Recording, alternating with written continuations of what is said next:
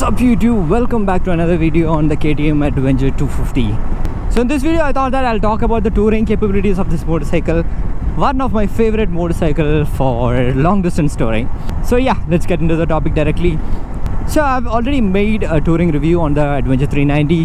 Definitely there is not much differences in terms of technicalities on these two motorcycles, like the chassis or the suspension or the riding posture, nothing. But the engine has changed, so it has changed the way this motorcycle delivers power, and it has changed the way how this motorcycle reacts to the rider. So that's why I thought that I'll make a separate touring review on this motorcycle.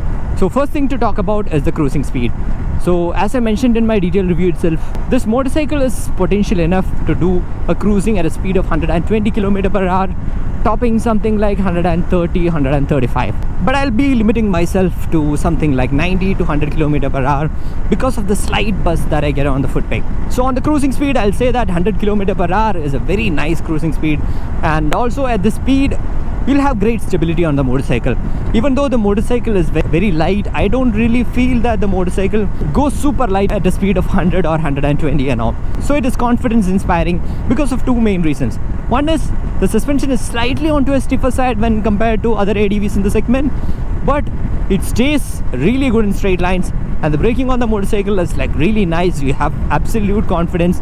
Even at 100 or 120, if you want to bring the speed down to 50 or 60, you can easily do it in no time. So the confidence is really high on touring on this motorcycle. And when it comes to the refinement, as I mentioned, at 100 km per hour, it's really smooth. When it goes to 120, it gives that slight buzz feel on the foot peg. And to talk about the riding posture, it's a slightly different riding posture when you compare again with other adventure motorcycle like the Himalayan or something, because the handlebar sits a little lower and the seat is broad and wide. You have a lot of butt room. I don't say that the seat is so much cushioned, but you have decent and enough cushion that you want for long distance touring. So the handlebar is slightly lower and the foot peg is underneath you, so that gives a really nice riding posture, which I'm absolutely loving it. If you wish, you can go for handlebar races, which gives you a little more comfort. No harm in it. This handlebar itself is giving good comfort. And I have to explicitly talk about the seat. As I mentioned, the seat is broad, wide, and it has a lot of room. Okay, you see that I have a lot of room to sit in. So basically this is the place you can sit when you go for long distance touring, and when you are doing off-roads or city rides, you can sit like this.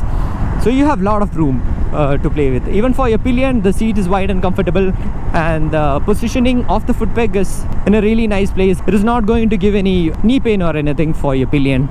And this wind visor is giving a protection till 100 km per hour, which is again good because that's the comfortable cruising speed that I see on this motorcycle. And when it comes to the electronics, yes, it misses out the quick shifter from the 390. So if you ask me if it had been good, then I'll say I have an okay kind of feel, because the clutch is not so hard. So you really don't go tired shifting on this motorcycle. And another one main thing is, like, from the engine, the 4th, 5th and the 6th gear feels like it has a taller gear ratio, so that almost feels like a cruising gear. In the 6th gear and all, the on-off transition of the throttle is not giving any jerk to the motorcycle. That means more comfort to the motorcycle. And this motorcycle will be returning a mileage something like 30 to 35 on highways, which is like a really nice mileage figure for highways, and that gives you a very good tank range as well. So if you ask me how long I can tour on this motorcycle in single day, I'll say that I can easily do 600 to 800 on this motorcycle, because the ergonomics is good. You don't feel so much of tiredness sitting on the motorcycle at 100 km per hour for this long. And also I have a feel that I'll be able to do a 600 to 800 per day. And when it comes to the luggage carrying capacity, I forgot to mention that you can have your saddlebags tie back there. I can stop and show that to you. So the grab rail on this motorcycle is very wide, you see that?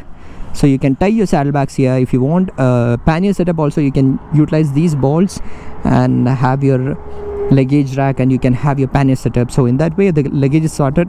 You won't be able to have a tank bag properly here, because from this angle the tank feels slightly smaller, but you'll be able to carry a small tank bag there. But it's better to keep things at the rear. So that's it with a quick video on the touring capabilities of this motorcycle, the KTM Adventure 250. I really love this motorcycle for cruising, because I've already mentioned in my detailed video that this motorcycle has a dual character. It gives you the power when you are on the mid RPMs or onto the top RPMs, and that too not in a harsh way. So that makes the 250 engine from the KTM to be the sweetest of all.